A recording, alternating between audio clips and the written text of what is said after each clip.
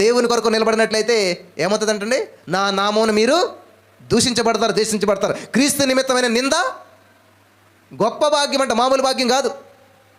మీలో చాలామంది ఎవరైనా నిందించే చాలు, ఎవరంటే చాలా బాధపడిపోతుంటారు.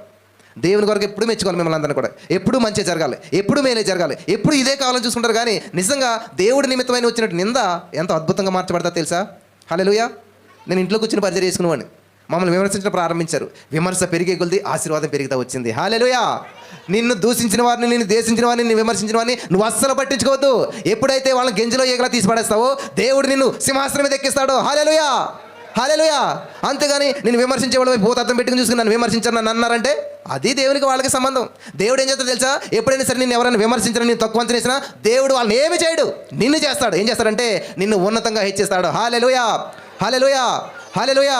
యోసేపుని చూసినట్లయితే అందరూ బానిస అటు ఇటు అని చెప్పి వారిని ఎంతో హింస పెట్టాడు. జయలలిత గారు చాలా తక్కువ అంచనా వేశాడు, కానీ జయలలిత గారిని దేవుడు ఏం చేయలేదు, కానీ యోసేపుని చేశాడు, అదే దేశానికి గొప్పని చేశాడు. ఆమేన్.